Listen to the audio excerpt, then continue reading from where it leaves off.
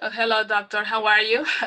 We would like to welcome Dr. Andrew Selee, friend of Mexico and expert in immigration policy in Latin America and United States. So, Dr. Andrew Selee has been president of the Immigration Policy Institute, a non-partisan institution that seeks to improve immigration and integration policies through fact-based research, opportunities for learning and dialogue, and the development of new ideas to address complex policy questions since August 2017.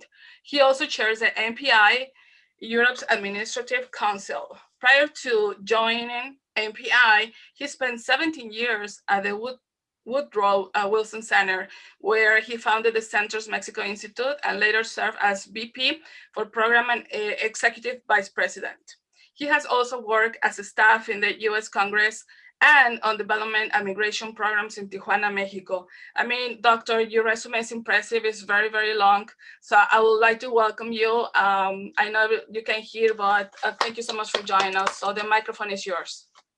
Thank you, Hesse. I appreciate that. And it's a great pleasure to be with everyone at the AMA. I've been listening to the American Mexican Association. I've been listening to the conference today on and off and really enjoying the perspectives and the point of view and the breadth of engagement that everyone has in American society and Mexican society. I'm going to just say a few words of things that I think you know already about the breadth of this relationship. I wrote a book a couple of years ago called Vanishing Frontiers, the forces driving Mexico and the United States together. It came out during the first year of the Trump presidency. And I remember I was just finishing it. I was trying to figure out, am I writing the wrong book? Am I writing a book about how Mexico and the US are coming together at a time when we're actually, pulling apart from each other? And I don't think that's the case. I think it was, I think the forces that actually tie our two countries together are forces that are far superior to whatever is going on in politics at the moment. But sometimes we have to come back and remember in the middle of the noise that we see in politics how close this relationship is and how close the ties between people, the economic ties, the cultural ties, the personal ties, the border ties, how close these are and how deeply imbricated we are with each other, how deeply interrelated we are with each other across the border. We saw last night that President Biden spoke with President Andrés Manuel López Obrador. It's the second time they've spoken actually in the last month. It was one of his first engagements with a foreign leader. That is not coincidental or casual. He spoke both with López Obrador and with Justin Trudeau in Canada. That was actually a recognition of the important issues that are on the agenda between the two countries.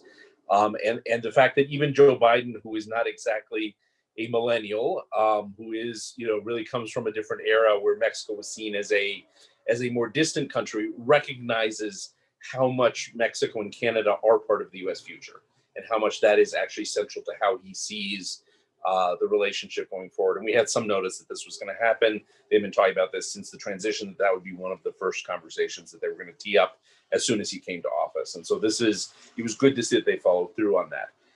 This is a relationship that, involves almost 11 million Mexicans who live in the United States. That is a large number of people. That is about a tenth of Mexico's population lives in the United States.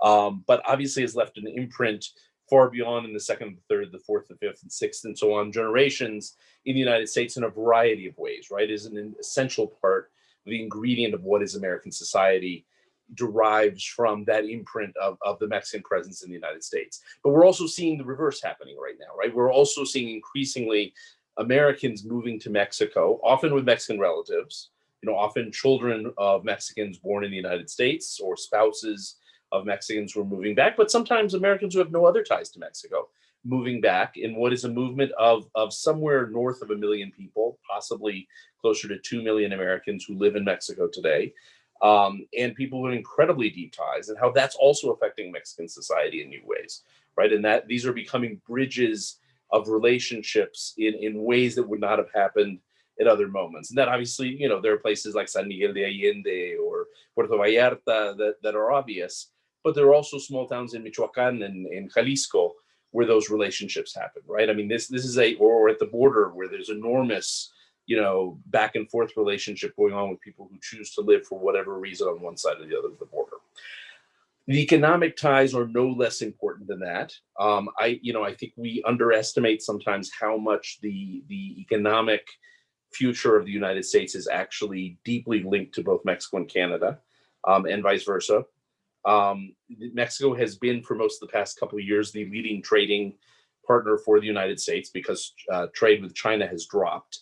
And so Mexico has actually stepped into that. So depending on the month you look at, it's first, second, or third, but it's been mostly in the first place for the past couple of years as the leading trading partner for the United States. Canada close behind, China close behind. So China may have gone up a little bit recently, again recovered its position, but Mexico is, those three countries are there. These are relationships that are not, however, just traditional trade, particularly Mexico and Canada. What we see actually is we actually manufacture stuff together. So as we begin to think about how we recover the economy in a post-COVID world, right, as we try and pull out of the economic crisis, I know one of the things the Biden administration is looking at, for example, is not just how to be good towards Mexico or how do we manage migration. It's actually how do you make sure that the U.S. economy pulls out of the economic crisis it's in by making sure that there is a deep coordinated relationship with Canada and Mexico, because the industrial plant, because the production chains that exist across the border are so deeply tied to the three countries that we've actually got to coordinate these policies to make sure that it happens. Now that all said, I mean, and these are all sort of harbingers of the intensity of the relationship that exists between our countries. I think we should also acknowledge that we've just come out of a period of, and I don't want to get into partisan politics, but the Trump era was an era where we talked about building a wall on the border with Mexico. We talked about, that we had a president of the United States who talked about threats coming from Mexico, who talked about Mexico as a problem for the United States. And I think it does reflect something we need to acknowledge, that there are asymmetries in this relationship. There are uncertainties among Mexicans about what they think about the United States. There are uncertainties among some sectors of the American population, primarily white Americans, who think about Mexico and wonder about a changing demographics in the United States for which they see Mexico as a harbinger and a cause of that change. And that we are still processing those changes in this country, that the United States, as we change economically, as we change demographically, you do see most Americans embrace the future, but you do see a sector of American society also long for a mythical past that probably never existed, by the way, but nonetheless long for a mythical past that is somewhere within their imagination. And I think we should acknowledge that even as we're moving into another moment where we're going to have a much more proactive relationship, again, between the two countries at a policy level, some of those voices that you heard over the past 4 years are going to subsist somewhere in the policy conversation, somewhere in American society, and they're going to create some noise that is going to pull on the natural ties that should exist in the relationship. That said, let me end on an optimistic note, which is I think we're also entering, to some extent, I think there was an attempt to push in a direction that did not meet the credibility test for most Americans, in deciding to build a wall on the border with Mexico, to say that Mexico was a source of problems. This just simply didn't pass the laugh test for most Americans. It did for a small segment of American society, but it did not for most Americans, right? And the result of that is there's actually a political opening right now where the vast majority of Americans are much more positive on immigration than they've been in a long time. They're much more positive on Mexico, on the world in general, beyond Mexico. And I think you saw in the president's proposal on day one, beginning to look at both how we reduce the unnecessary enforcement of immigration laws with people who've been in the country a long time, and begin to think more positively towards forward-looking in how we integrate people in American society who have been here a long time. A real opportunity to begin to get immigration right and begin to look at immigration not only as a problem to be solved, but as an asset to be managed at a time where we need everyone in American society to be as productive as possible, to be as educated as possible, to be as able to contribute as we're trying to pull out of an of a difficult economic situation, and that we are best off as a country when we include everyone and when we make sure everyone has a seat at the table. And I think there's a strategic moment here, and there's a reason why they shot high on this, higher than than probably legislatively they can handle. I mean, I'm not sure they can get a giant immigration bill through anytime soon, but there's a reason why they're targeting it. And I think it is because there's a political moment and a social moment right now for us where we're recognizing that America is really built out of all of these different strands, and that we are best off if we can put our division behind us and we begin to build a country and that we're all included. And that gives me a moment of hope in this relationship. And it gives me a moment of hope that groups like AMA can also be part of pushing forward the next conversation that needs to happen about how we build a truly united country, and a country that brings together all of the multiple strands, and particularly that incredibly important strand from Mexico that has made us who we are as a country. So with that, let's just open it up for any questions or comments or anywhere anyone wants to go. But that was just a few thoughts to start us off. Thank you very much, Doctor. Very, very interesting. And we actually have questions from our audience. I will start with this one. How do you see the demographics in the next 5 years in US from the Mexican population? And I will just add the second one. From your perspective, what can you say about changing the narrative between Mexico and US? I mean, the demographics are interesting. The number of actual Mexicans in the United States has been dropping for a while. More Mexicans have been returning back home and staying in the United States. But of course, the number of people of Mexican descent is increasing, right? And with that, there's a transition of language. There's a transition of culture. That we've gotten used to the fact that there was a constant replenishment of people moving from Mexico to the United States, right? For the past 50 years, there's been this constant movement, and it's still happening. I mean, there were two big countries next to each other. There's going to be constant movement of people back and forth. But the reality is there's going to be more and more people of Mexican descent born in the United States who are English dominant, who are U.S. citizens, who watch news in English. That this is going to be a change, and fewer people who speak Spanish at home. Hopefully people will preserve Spanish at home. I speak Spanish with my kids at home. We try and preserve it on purpose, but it is not, but we are going to see over the next 20 years, probably a shift where more and more of the Mexican descent population in the US is in fact native born, right? And the majority is now, but it's going to be even more noticeable over time, right? I mean, this is actually a long-term shift. And by this has implications for Univision and for, how Spanish becomes in many ways. One of my favorite anecdotes, by the way, in the book Advantaging Frontiers is I was interviewing someone from the NFL marketing department at one point, and I said, explain to me the 30-second commercial you did in Spanish during, halftime the other day. And I said, is this for immigrants? And she laughed at me and said, no, of course not. She said, if we, our immigrant coverage we do on, Fox Sports and Univision, this is cultural symbols, right? I mean, this is, it's simple Spanish used out of respect, right? But it's not actually Spanish to be communicating in Spanish. That's sort of the future we're going, right? So I think that's a direction that's happening in the future. Now, that said, I think there is a moment, and I don't want to oversell it, but I think there is a moment where the distaste of what we saw over the past few years pulling people apart really has generated some antibodies. I mean, you look at the polls right now, people are more positive on immigration than they have been in many years. Actually, any time in recent history in the United States, people are much more positive on immigration and on the number of people who are immigrants in the United States. And I think that's an opportunity that we need to take advantage of going forward. And I think that speaks to something essential about who we are as a country, that recognition that we are a country forged out of so many backgrounds, and we should take advantage of this moment and drive it forward in a way that allows us to acknowledge the great plurality of backgrounds that we have in this country, of which the Mexican is such an important part.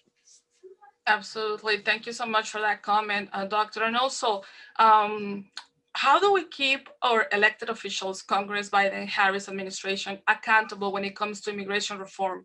How can organizations like AMA be involved, and what would you recommend based on your experience? I think we have to be realistic. I think the pathway forward on immigration reform is not a pathway for 11 million people, even though that's what's in the bill that they've put out there.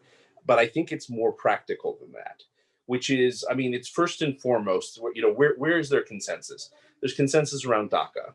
And DACA is not just people of DACA now, it's around the Dreamers. It's a universe of people, that is somewhere between 1.5 to 3 million people who came as young people who could be eligible for Dreamer legislation. That is popular. It is something that is not controversial. It's something where you can get Republicans and Democrats to talk to each other. Tied to that, temporary protected status, primarily, Salvadorans, Hondurans, and Haitians is another 300 and 400,000 people. And then there's the other groups out there. I mean, that are, I would say, there's 1.6 million people who are undocumented in this country who are married to US citizens, and they cannot adjust their status because of 3 and 10-year bars. You don't have to do a legalization for those 1.6 million people. All you have to do is get rid of the 3 and 10-year bars, right? I mean, which mean people have to go back to their country and wait, even once they've been married, so that they can adjust their citizenship. Just get rid of a technicality, right? So, I think those are some of the conversations we could start to have in a practical way, rather than say, let's legalize 11 million people. That gets controversial. No, let's do DREAM, which everyone agrees on, TPS, which has a pretty good consensus, but let's do it broad, right? I mean, let's understand DREAM broadly, right? I mean, not just people of DACA now. It's that broader universe of people. Let's get rid of the things that are preventing families from being together. Anything that's preventing someone who's married to a U.S. citizen from adjusting their status, who probably has U.S. citizen children, that's just a no-brainer, right? I mean, so that we could do. Let's do something in agriculture. Right now, we're recognizing the important contribution of essential workers. There's already a discussion among Republicans and Democrats that was pretty far along around trying to legalize agricultural workers and fix the H-2A visa program. Let's let that run on its own track.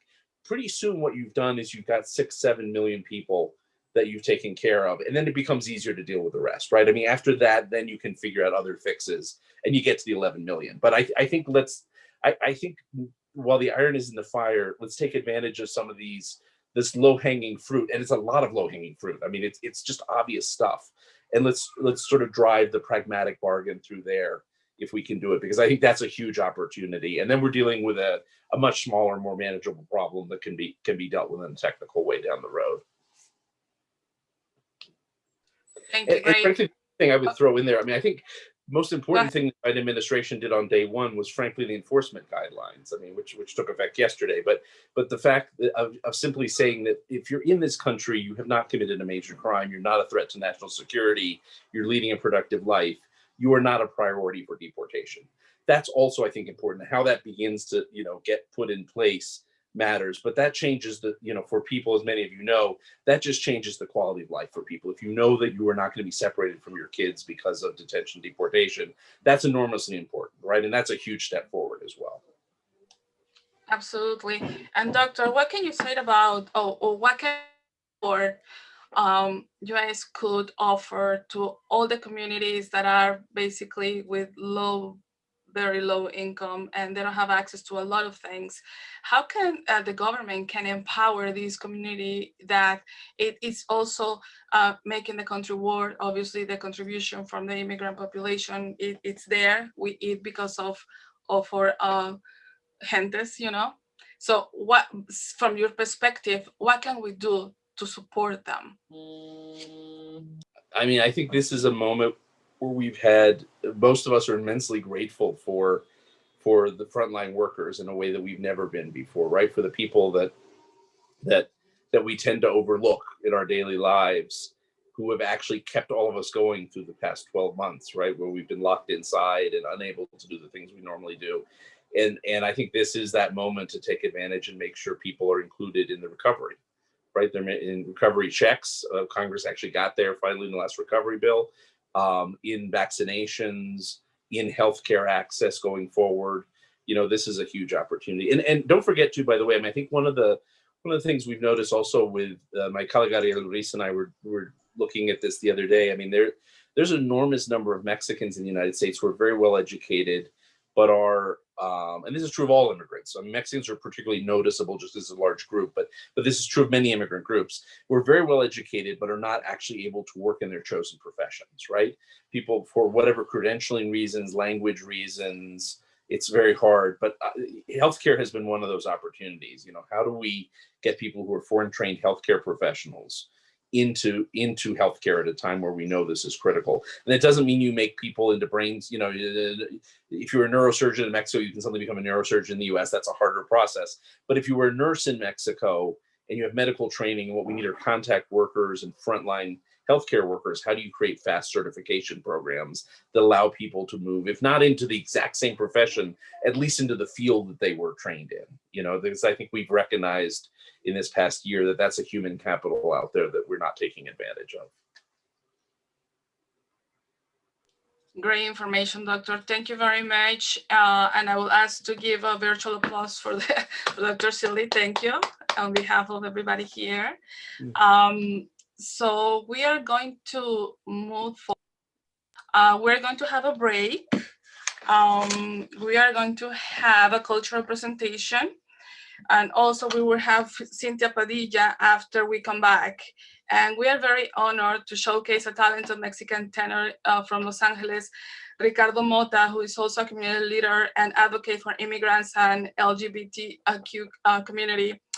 And after that, we will have Cynthia Padilla, our attorney. So thank you, and we'll see you in a little bit.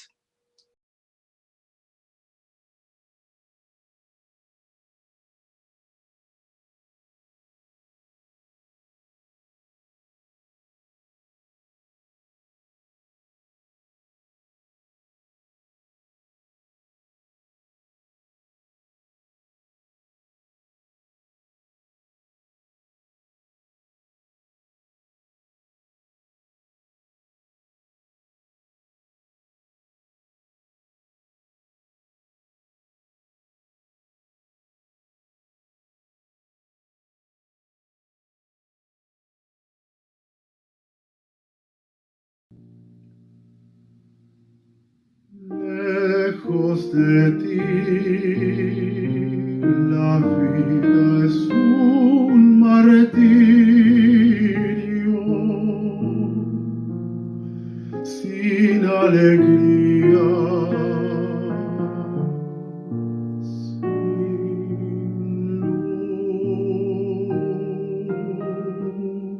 luz. Es la existencia cruel, loco delirio,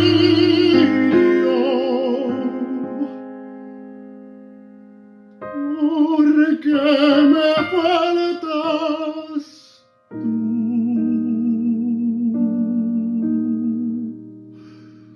porque me faltas tú.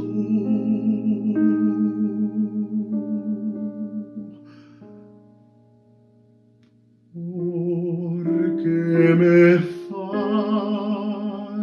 tú.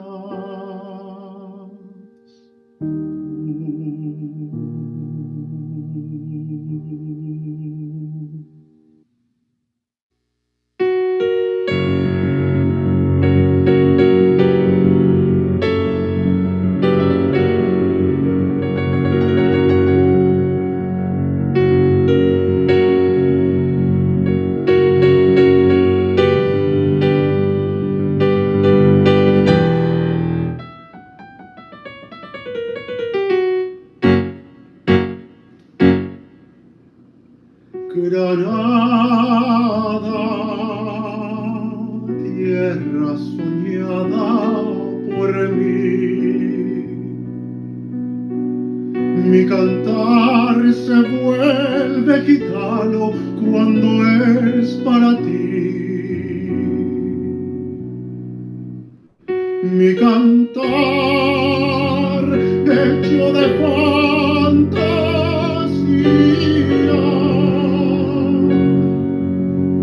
mi cantar flor de melancolía, que yo te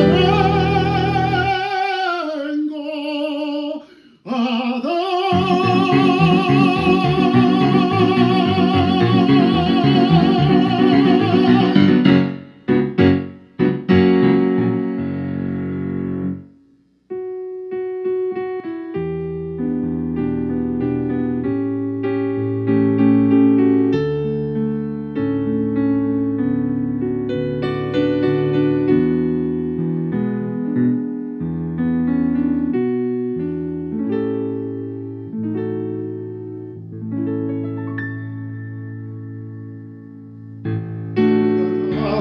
tierra ensangrentada en tardes de todo.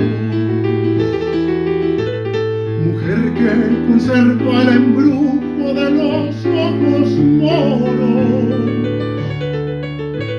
Te sueño rebelde y gitana cubierta de flores, y beso tu boca de grana, jugosa manzana que me habla de amores. Granada, manola cantada en coplas preciosas. No tengo otra cosa que darte que un ramo de rosas de suave fragancia que le dieran marco a la Virgen morena. Granada, tu tierra está llena de lindas mujeres, de sangre y de sol.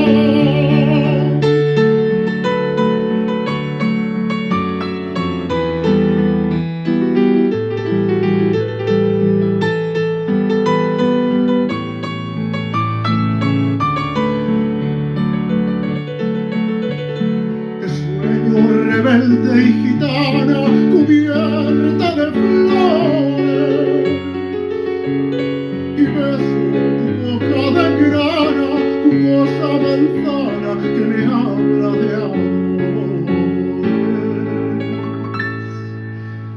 Granada, manola cantada en coplas preciosas.